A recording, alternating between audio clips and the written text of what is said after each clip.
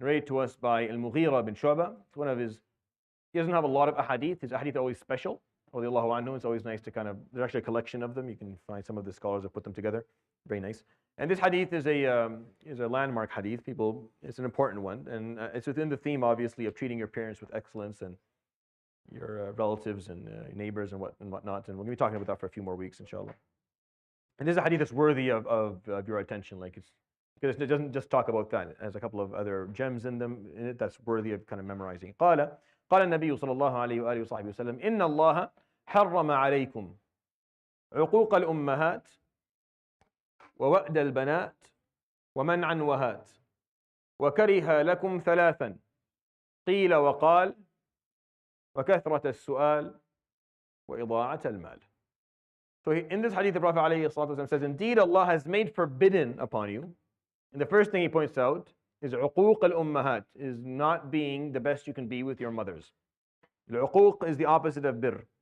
So it's a spectrum. Al-birr is the best you can be with your parents. Al-uquq is where you've crossed the line. You've crossed the line and now you're no longer neutral. You're no longer not doing your best. Now you're actually being harmful.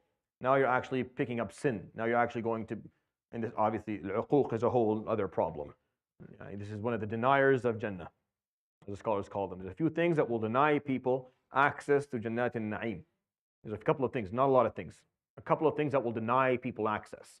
Shirk, obviously, and kibr, and uquq is one of them. Uquq is one of them. If you cross that line with your parents and you now become harmful, become someone that is causing them pain and suffering, and you're withholding their needs and their necessities. If they're in need and you're able to offer them something that they need and you don't, you fall in uquq, this is one of the deniers of Jannah. That's why Allah subhanahu said, that's why the Prophet ﷺ would say, Allah indeed has made it forbidden upon you, and then the first thing he points out is عقوق الأمهات. And they said وأد البنات. And وأد البنات is the practice that they did, where they would bury their daughters alive. But the word وأد البنات, that is a cultural understanding of it, of that horrible practice that they had. But really, linguistically, وأد البنات means is to hold them back from being able to participate in life. When you hold back your daughters from being able to participate in life, and because you have authority over them, or because they are weak within your homes, you hold them, you basically lock them up, and you deny them access, you deny them the ability to learn, or deny them the ability to work, or deny them the ability to be part of life. That is wa'd. That's just a wa'd of a different type. It was one thing for them to bury infants.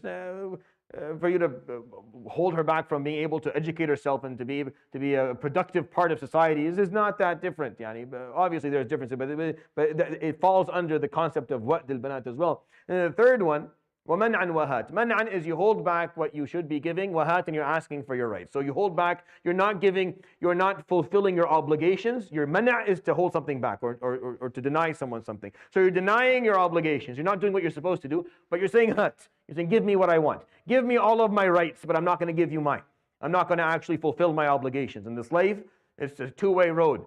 We have rights, but we also have obligations that we have to fulfill. And if we really want our rights, then we have to make sure that we see through our obligations. And the Prophet ﷺ is telling us, Allah subhanahu wa ta'ala has made these three things forbidden. These three things are forbidden. Mistreating your parent, your mother specifically, holding back and locking up your daughters and holding them back from learning and participating in life, and asking for your rights without giving or seeing through your obligations. And وَكَرِهَ لَكُمْ ثَلَاث. And there are three things that Allah subhanahu wa ta'ala dislikes for you. So the scholars have traditionally, regarding this hadith, as Ibn Hajar points out, and Al-Qari and many others, I point out that scholars have differed upon when he says كَرِهَ لَكُمْ, he dislikes it, whether it's haram or it's makruh or it's somewhere in between. They disagree. But what they do know, what it is saying, is that it's just one level less. Meaning it's also something Allah subhanahu wa ta'ala dislikes, but it's one level less than these three. So these three are definitely big. You don't do these three at all. You shouldn't do any of them, but these are much high, in terms of priority, they're much higher. These three are a little bit less than priority, but they're still something Allah subhanahu wa ta'ala dislikes. And what does he say? قِيلَ وَقال. قِيلَ وَقال is gossip, or is talking. It's useless speech. It's stuff that does nothing. It just fills people's minds and hearts with rubbish and makes them, it generates bad. We were just talking about this in Surah Al-Mujadila a few moments ago. It fills people's heart with hatred and upset, and it's fuel for negativity. So it's qila wa qal, just lessen that. Listen, in your life, have a practice.